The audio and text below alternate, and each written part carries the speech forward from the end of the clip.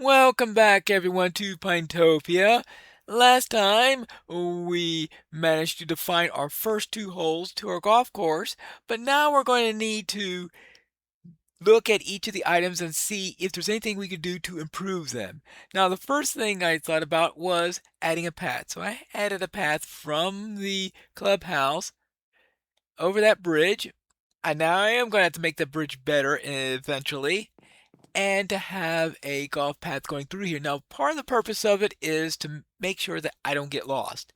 The second purpose is that it will help us to point the direction where we need to hit the cube when we are going towards the hole, because we might not always see the pin. In this case, we see the pin fairly enough. But if you don't see the pin, how do you know where to hit it? The path is going to help us to define that. Now, the second thing is concerning the ball. Now, I've been using a plank-based ball. So in this case, spruce planks, but I have different types of planks I'm using, such as birch planks and oak planks for ID purposes.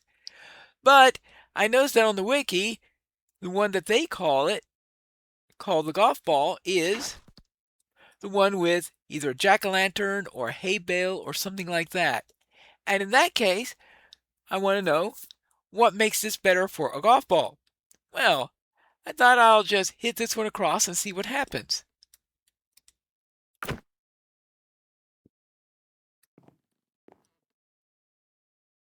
And it is completely dead and it sinks. Now, I think that this is fine for a mini golf ball. So if you're trying to do a mini golf course rather than a traditional golf course, then I think the jack-o'-lantern is the perfect ball for it. But that's not what I'm doing here. I'm using a full golf course, meaning we've got, well, maybe not true fairways and that, but you have various hazards along the way. You'll have the landscape. You're hitting over a large landscape. You're hitting it where you're going to have several hits in order to even see the pin. And in that type of one, you need a faster ball. You need something that's a little bit bouncy. And I wish I had something in between the two so that it wouldn't quite be as bouncy. Like, for example, we have a problem where sometimes we hit it into the hole and it bounces right back out. While that may occasionally happen in regular golf too, it's not something that you want to happen too often. And I think it happens too often here. So I have an idea. What if we made the bottom of the hole a little sticky? And that will discourage it from bouncing out. At least that's what I hope. How do I make it sticky? The answer is down this way. We want honey. We want honey blocks to be exact. And here we have a beehive. Now, where are the bees?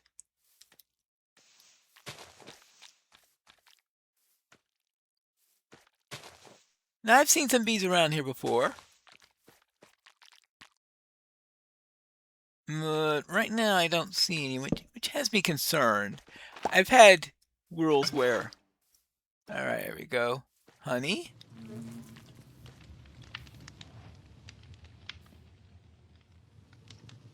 Alright, so that gives me one bottle of honey. So I'm going to have to come back here every once in a while.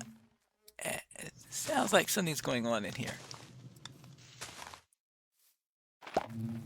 Oh, there we go. Okay, make sure that they don't get stuck in there. Now, it'll take us some time before we have enough honey to make our test, so we'll need to proceed on to other things until then. And this trader might have something that we need in order to help with it. I would have to grow some potatoes and bake them and sell them to him if I want to get some emeralds this way. Spruce logs, dark oak logs, mangrove.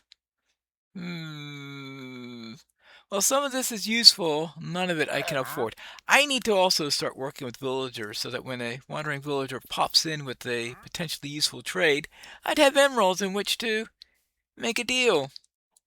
We are also going to need a set of banners, those to indicate the hole numbers. So I have a loom here, and I am going to set up a banner for the first hole right now, but we're of course eventually going to do them for each of our holes. So for the first hole, we need to define this right here. What do I do? I think I click this. Okay, good. And then next we do this. Okay, good. And step 3 is over here the border. Let's see, we have a border around here. Here's the one with the wavy border. I don't see it around here anywhere. Surely it exists. Alas, the pattern I was trying to make there requires vines. And I don't have any vines, and I don't know where in this world I'm going to be able to find any vines, so I'm just going to go with what I have now. It looks vaguely like a 1. Well, if you squint with low lighting, maybe it'll look like a 1, but it'll have to do until I find vines. So this will have to do until either I find vines or sort of looks like a golf flag. Well, it'll do. At the very least, you could say, well, it's a symbol to say that this is the target for the golf course. Yes. And I can even see the pattern from here. That's good. Now, let's see if I could hit this thing anywhere near the right target.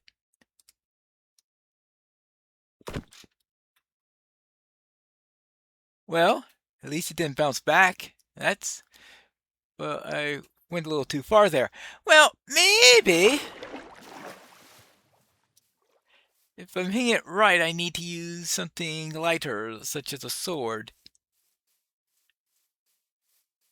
Now, the next thing I need to do after this will be a shelter, because I think right here would be a good place for a shelter. The idea is to have shelters next to each of the tees. And the purpose of this is a place where I could sleep if it suddenly starts to get nighttime. I could have a place to go sleeping in between. Or if I see a monster in the area, I could head into the shelter. All sorts of things like that, where it could be useful. As for what could be useful here will be a lighter club. The copper pickaxe give me what I'm looking for.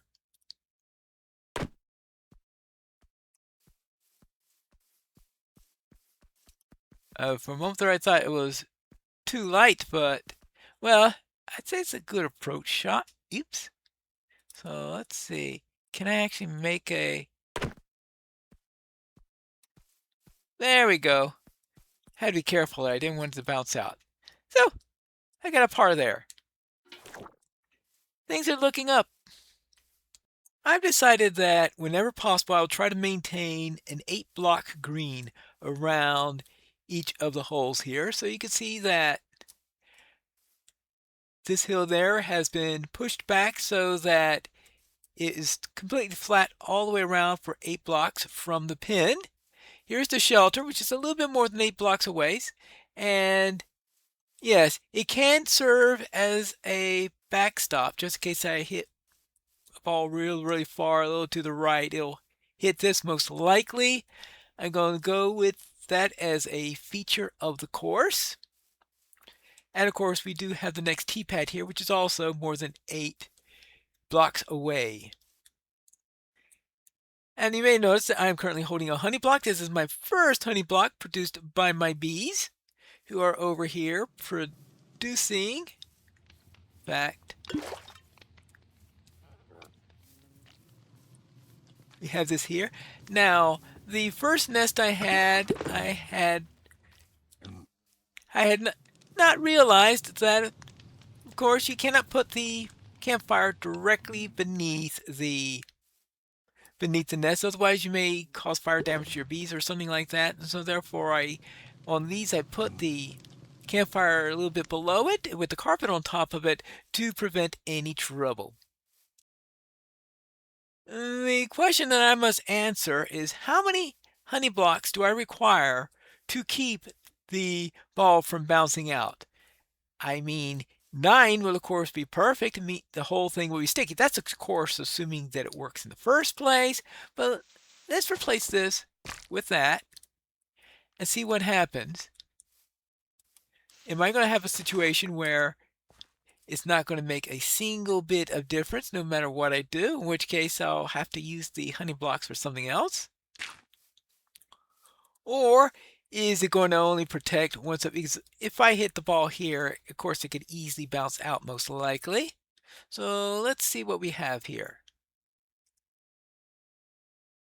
Let's put this here and see if I use sticks for this, because I'm going through a lot of durability on my copper weapons as a result of this. All right, so on that side, it does bounce out. Because I was using probably a stick, it was less likely to really bounce around. Now, what happens on this side? And if I hit this with a stick?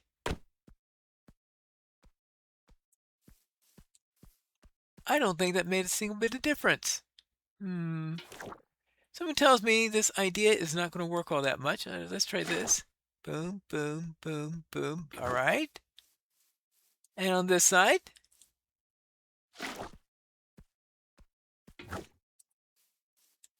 All right, we will start 1, 2, 3, 4, 5, 6, 7, 8, 9, 10, 11. So it looks like it took 11 or 12 times on the bounce there. And over here, 1.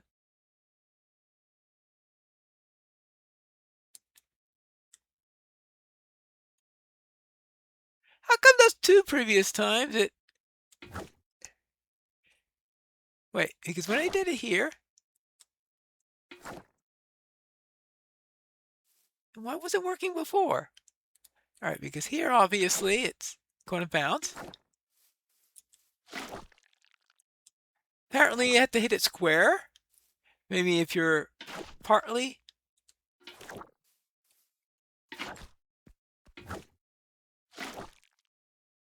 Well, I have a feeling the answer to my question about how many blocks I will need in order to ensure that there's nothing wrong is probably going to be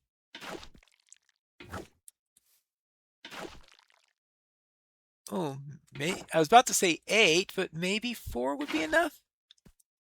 All right, we will try 4 maybe, see if that works.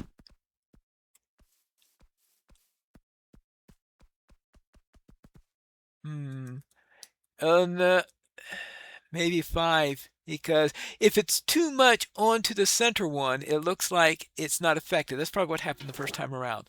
So at least 5, maybe 9. Those bees are going to be working. Now let's get back to testing the course. Now let's have a look at the second hole where I added that line in hopes of helping that. If I remember correctly, this line now heads directly towards the pin of the second hole. So if I use that as a guideline, I should be able to get along pretty straight on there. How about if I hit this here along there?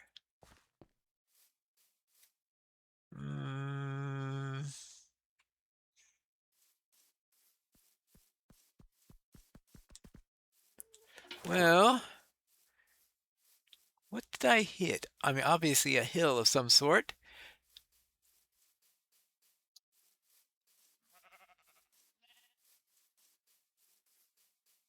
Is this it? Or did it go all the way down there? Well, this one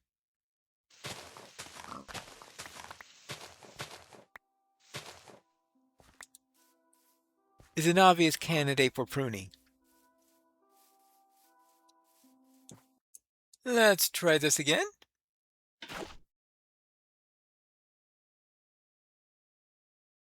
How about if we use the sword and knock it down that way? Hitting it a little bit on the right. Probably should hit it more straight than right so that we approach this line, but not necessarily actually cross it, especially not cross it too early. Oh, how far did I hit it along? Way down there.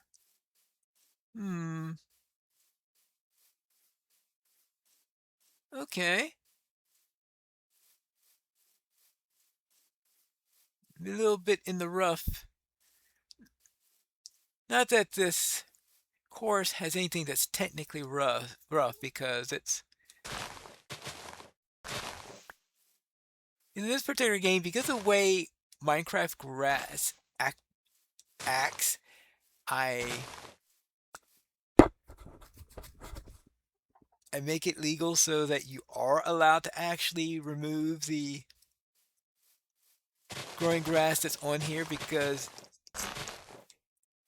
it certainly doesn't get regularly manicured that the way it does on a regular golf course. I might have some rough areas where I might designate that as not being something typical that you can do, but for now, it is that you can get rid of the grass. You can't get rid of any blocks in the course of doing the course, but you can get rid of grass or something like that. Maybe if I could find some way to keep the grass from growing, there might be some sort of block that can do that, but I can't remember what it is off the top of my head.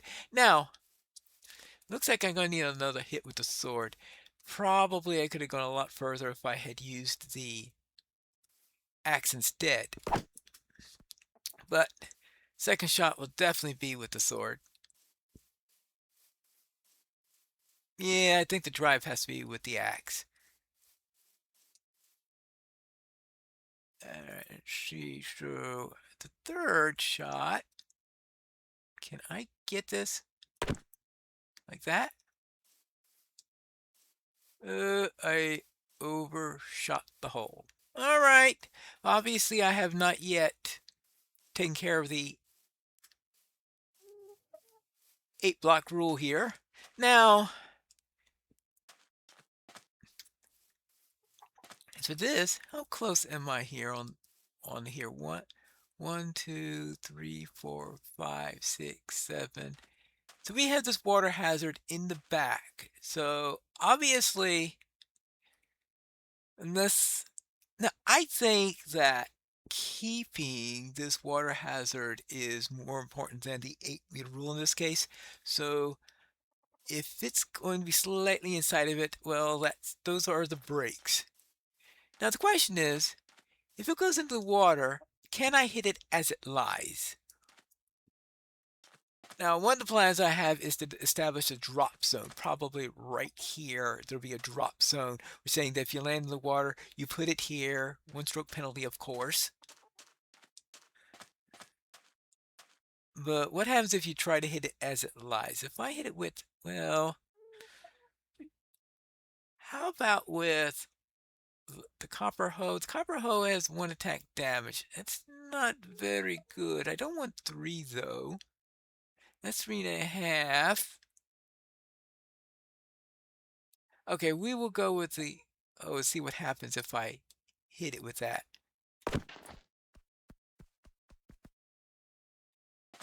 Well,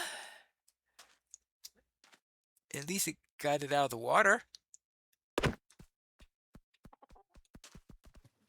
don't think the hoe is a particularly good club. Actually, maybe the stick would be better than the hoe. Then again, maybe not. But I know that the pickaxe would be way too much. Unless I get really, really close and hit it like this.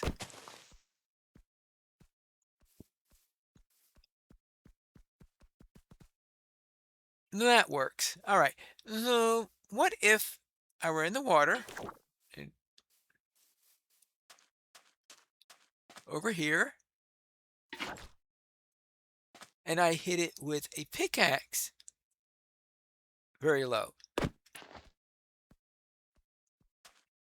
I hit the pin. Well, obviously that means I can do a straight shot. a good enough distance then. All right. So you're allowed to hit the water from the water. You're allowed to hit the ball from the water as it lies, or you can go to the drop zone for 1-stroke penalty. That will be the way things will work there. Now, in the front at least, I will try to maintain that, and on the sides, try to maintain that 8. But in the back, I will.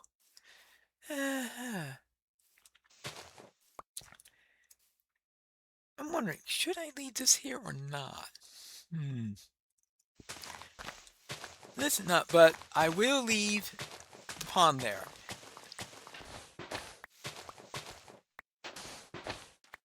And that'll just be part of the character of this hole. So you don't want to hit it too far, because if you do, you're going to have a little tricky water shot. Now back to the first hole, where we can test having 2 honey blocks in there. So we come in from this corner, what happens? I would expect maybe to get positioned on one of them. it just did a little ring around the rosy in there. All right.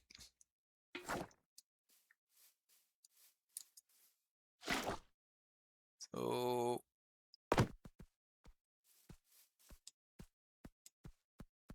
it did not get stuck on there. Yeah, definitely it's going to need 9 if it's because it's partially on the block instead of completely on the block. So we will test that again when we're at 9 and see if it really works. With the pin for hole 2 being here and the T for hole 3 being here, I think this right here would be a good place for our shelter. So we can put a shelter right over here. It's not going to have any consequence into place, since the pond I think is intended to be a little bit of a hazard for this hole to keep you from being too ambitious in hitting. I don't want a backstop for that one, so I'm not going to put the house in the path for that particular case. But now let's have a quick look at hole 3 to see what I have. I don't have the lines drawn in yet, and that's sort of the tricky thing, is that I'm going to have to be able to do that soon, because if I don't, I am going to most likely get lost and have trouble finding it. So this is sort of showing the challenge without having the line going in through there. How about if I hit this with that? See what happens here. Most likely. Is this golf or ping pong? Well, let's try a second shot and see if we can make up for that rather poor first shot.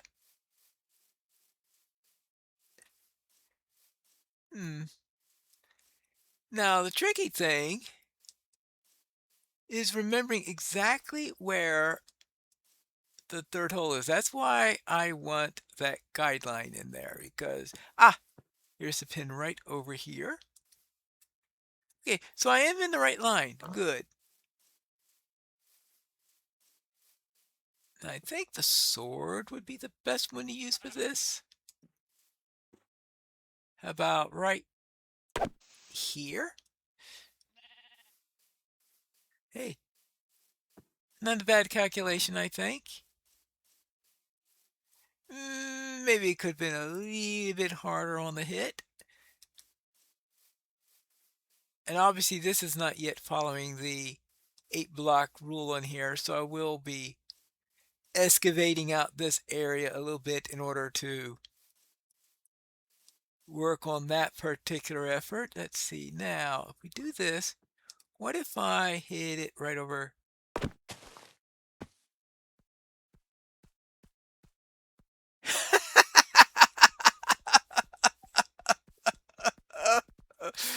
Oh, well, maybe I'll leave it this way until I get the honey installed, because it came in useful for going back in the hole for now to prevent it from there. But once I get enough honey blocks in order to start putting them into the holes, assuming that all works, then I will then clear this out as I have done with the others. And those are the 3 holes that are on this side of the river. We have the one where the T is on the other side of the river. We knock it over in order to go there. Then we have one going all the way down this way on this side of the river. Then we have the 3rd hole coming back down here. Now the 4th tee is way up here, so I presume that the shelter will be somewhere along here. And that's going to be hitting back onto the other side of the river where we'll have the other 6 holes. That is it for this episode. Next time, we'll do some testing with all 9 blocks in there to see if the honey does any help whatsoever on the matter. And we're going to take care of the next set of shelters and complete as much as possible the first 3 holes when we return to the next episode of Minecraft Pinetopia.